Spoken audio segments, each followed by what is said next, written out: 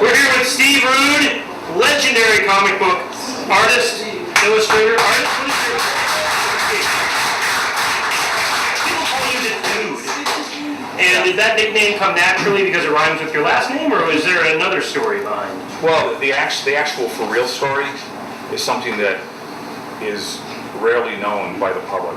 Oh. I mean, if you've read Newsweek, Time, or even the National Enquirer, just don't believe what you've read in those magazines about how I got the name The Dude. It actually came from when I was working at Pizza Hut.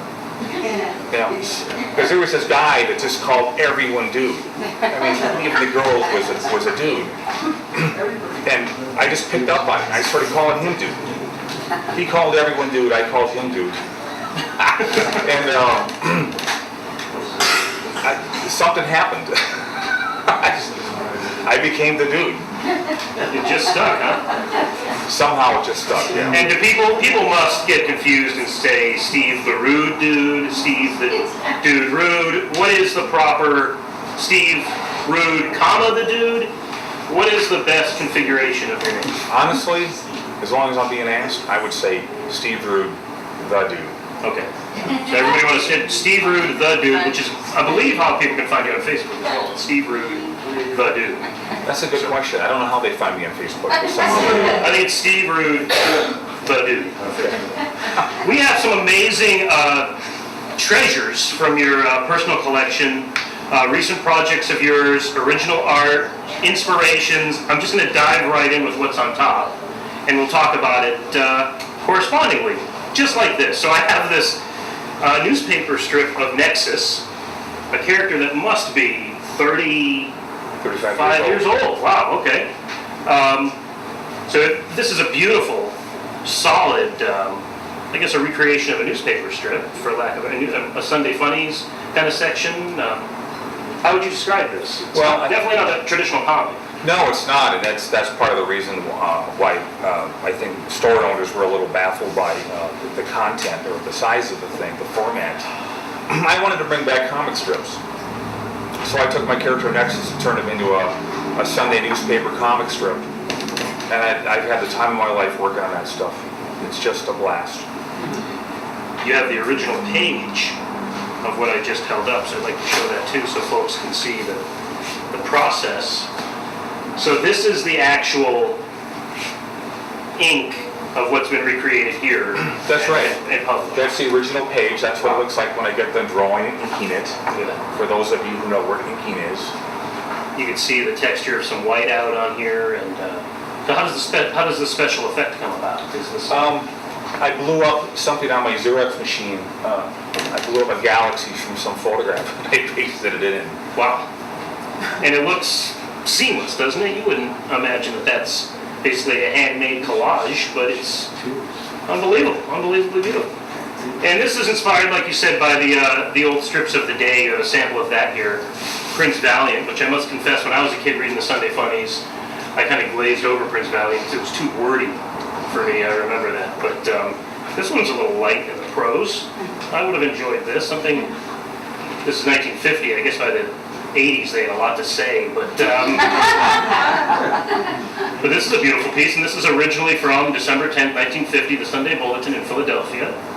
And so you were looking at stuff like this when you were creating this Nexus. I actually had people that had saved some of these old strips that are even before when I was born. And I look at these things and just keep them around to be inspired by, because that's the stuff we're all drawing from, is classic strips, of which there weren't really a lot of them. Adventure strips. There was Flash Gordon, there was Prince Valiant, and that was pretty much it. You know, as far as full-page comic strips go. I was taken by the back of it for a second. There's a Bugs Bunny strip. Peter Pan. I don't remember Peter Pan, but... And then, of course, for every young child reading the Sunday Funnies, an ad for Ben Gay, in case you're pulling also.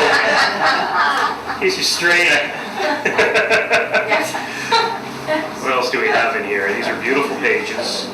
I don't want to drip sweat on them, though that might add a special effect as well. Oh, here's another beautiful one here. Is this the last page of this particular strip? Yeah, I think turn to the very back of this one here. What do we have? Oh, there it is. Is that the one we're looking at there? Oh, wow. One of the fun things about is doing your own work is you can in the back section, if you've got room, you can put all these little extra things in there. The director's commentary, if you will. The director's cut, yeah, there's me painting a model with pastel. Here's me doing a workshop. Here's a pinup that I did of Nexus. It's just a lot of fun. It's the best job in the world. You do a lot of cool commissioned work as well, and in fact, that's collected in some of the sketchbooks you have available at steverude.com. I should mention, sketchbooks available at steverude.com. Books like this, the Nexus Chronicles, are a behind-the-scenes look, right, of the creation of Nexus. Yeah, it's a pencil and ink comparison. For some reason, comic book fans really get off this kind of stuff, but it's not literally. I mean, like, this is how that's why they put those comics in plastic sleeves. No, it's here's how we start off right here. We do it in pencil, just a regular office pencil, and then we grab our pens and our brushes and our Indian ink, and we go over the pencil lines, and it turns out like this. Unbelievable. It seems so simple and yet incredibly, there's so much talent and time that goes into it that seeing the process is both inspiring and daunting all at the same time. Yeah, it's got to be in your blood. I think the people that get into comic books and stay successful at it are a little. How do I explain it? We're obsessives. You know, we just love comic books and we love telling our stories. So if somebody were to come up to you and say, "Hey, I want to make a comic book," do you say go for it, or do you try to get to the core of that person to see if they really have it in them? Kind of both. I remember, Jack Kirby, for example, was always somebody who was the most positive guy that you could ever talk to if you were somebody that wanted to break into comic books. He was endlessly positive. I believe in being the same way. What I don't believe in is telling people what they can't do in life. I'm a big believer in what you can do. I think we're all here to determine what we're here for in the first place, and then we just go for it and make it our lives. And that's how you stay fulfilled. You mentioned Jack, and we have some of his original pages here from your personal collection. So how did you first meet Jack the King Kirby? I think through a friend. I would travel from Wisconsin, where I was living at the time, out to California. I think DC, on occasion DC would fly me out to talk with a writer who I was working on with a project, and the writer happened to know Jack Kirby. Kirby had been living in California for a long time at that point. He started out in New York, in the slums of New York. That's where Kirby grew up, and he was a street fighting kid. The fights were a daily occurrence, probably an hourly occurrence, and you had to learn how to defend yourself in those streets. It was a ghetto. It was a gang-filled ghetto. And this would have been back in the mid-1920s and 30s that he grew up during this time. And he was born in 1917, I think, wasn't he? Yeah. So Great Depression, Great Depression, America. Yeah, it's hard for people to fathom the reality of living in a place like that back then. I certainly can't. I had a great upbringing, great parents, great everything as a kid. Comic books was one of the things I loved. So lucky me, I could draw, and I love comic books. Put them together, you get a comic book artist. What's crazy is, as we described the chronology of this, Jack Kirby lived in an America that did not have superheroes. When he was a teenager, Action Comics #1 had not been released yet, and so at the time he may have been reading All Out Funnies or whatever comic strip collections are on the stands at the time, but when he was in those bare-knuckle brawls in the streets, there was no Superman to aspire to. There wasn't. Or project Superman. yourself. Yeah, Superman didn't come around until 1938. Yeah. So what had inspired someone like Jack Kirby's childhood up until then? It was the movies. He would go to the movies and see Zorro and the superheroes that existed in those movies. And Tarzan, probably. Tarzan, yeah. Yeah, wow. We have some Jack pages here that you have acquired over the years.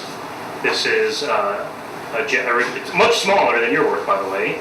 Not that size has anything to do with it, but this is from Mr. Miracle, one of Jack's creations for DC Comics, and it is so. Why is it so small compared to yours? I mean, Well, it's small because, well, this is the way most comic book artists originally started out drawing. This was the actual size of it for many, many decades. And then some wise guy came along and said, you know, if we draw smaller, we can fit 4 of them on the printing press as a run instead of 2 of them. So once again, it was this economics that forced people to go to a much smaller size. This is the size that I grew up drawing on, so it's not a big deal to me. But I tell you, when I was drawing these Nexus originals, I mean, they're virtually the same size, if not bigger, than the size they had done comic book pages for all these years. And it was a blast drawing this big. I couldn't get enough of it. It was just so much fun. so Jack's 100th birthday would have been at the end of this month. It is at the end of this month, August 28th. When his birthday rolls around, having known him personally and learned some things from him, what's on your heart and mind when you see that date come? Well, honestly, I must say that Jack Kirby is one of my 3 big idols in life, along with Captain Kirk and Bruce Lee, who I grew up with in high school. Kirby's on my mind every day. There isn't a day that I don't think about him, that I don't bring his work out, that I don't think about his life, what he went through. This guy went through. He had just he had a string of the most broken promises ever given to a creator, a guy that literally created the field and kept it thriving when it was about to plunge into oblivion back in 1950 and 1960, and he kept it alive. But for some reason, the guy that we owe everything to got some of the shabbiest treatment from publishers that one could ever imagine. A lot of broken promises.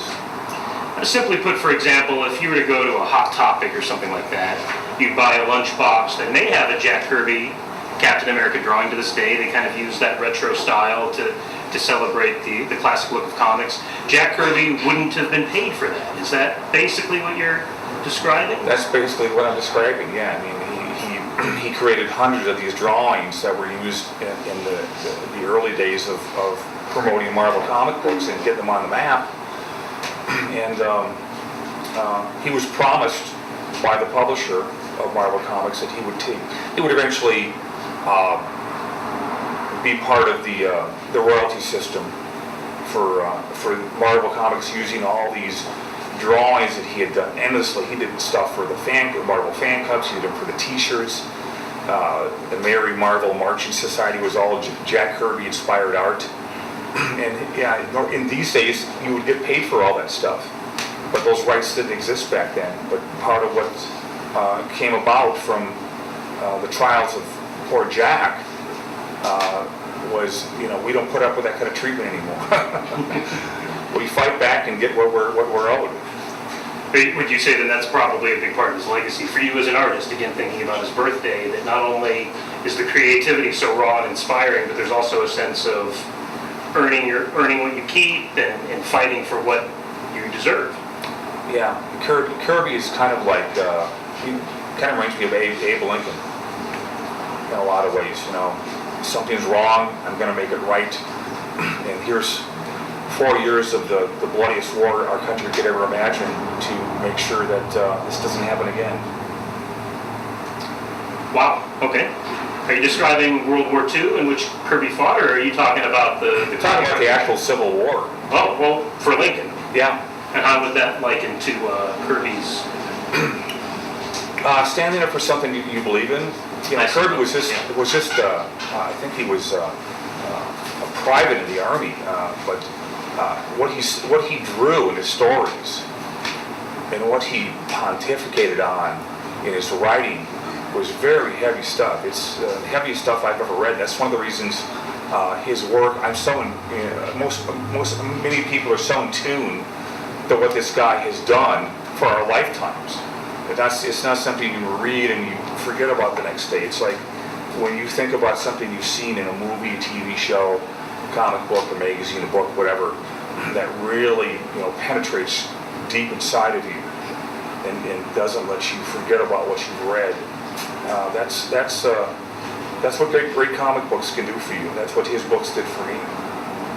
Well, I'm going to put you on the spot here a little bit, Steve, because you have done that for me, paying Kirby's legacy forward. We met a couple of years ago when I asked you to speak at a Kirby commemorative event here in the Valley, and you were kind enough to come and do a drawing demonstration. When we met again afterward, I talked to you a little bit about wanting to do a talk show. It was 2015, and I said, I'm hearing a lot of conversations from folks that there isn't anything to do in Phoenix, there's no culture, there's no art scene, and I knew a lot of artists that I thought would benefit from a spotlight like this, a talk show. So I expressed that maybe I'll start a talk show and give these folks a little bit of a limelight. Plus, I love late night, and I feel like I could tell a joke and sit at a desk and ask questions. And you said to me something very inspiring. You said, Russ, I don't think you have the balls to do that talk show because people naturally don't follow those lofty dreams. They are in fear of the commitment. They are intimidated by the perfectionism they have with such a vision. And I thought to myself, I now have been dared by Steve Rude, the dude, who I've long admired, reading comics like this, Space Ghost by Steve Rude. I'm going to do that goddamn talk show. So I have you to thank, in some large part, for the creation and perpetual nature of Phoenix Tonight here. So, well, it is so true regarding that line about not having the balls. Most people just do not possess the stones to back up what they're going to say in life. And I'm kind of baffled by that. I think the only reason you have convictions about life and you have goals in life is to achieve them. And what's the point of not achieving them? What's the point of not going for them? But the vehemence in which I expressed that line about the no balls to Russ, you've seen the Star Trek episode, The Enemy Within. There was two Captain Kirks, a good one and a bad one. Okay, that was the evil Steve Rude, the dude. Oh, that explains your, and the only time I saw you, you having a goatee. That one and only time I saw you, it's like, it's weird Steve has a goatee. And that Steve was insistent that I call him Steve the Dude Rude. So now it makes sense that that was just you from a mirror universe. Yeah, and don't forget the different uniform I had on it. That's absolutely right. You were wearing your pants as a shirt, your shirt as pants. So, remember when they revisited that in Enterprise? When they tried to save the series by going to the mirror universe with Scott Bakula? Are you talking about the original show or some of those bizarre offshoots? The offshoot of Enterprise. It lasted 4 seasons, believe it or not. Yeah. And they decided to go to the mirror universe where evil Scott Bakula wanted to be Emperor of Earth or something. I'm sorry, but there's only one Star Trek. That's the best place to end. SteveRude.com. Basic volumes like this. Other work by the dude. Find him on Facebook at Steve Rude, the dude. Thank you, my friend, for being on the show. I really appreciate it. Absolute honor. Steve Rude, everybody.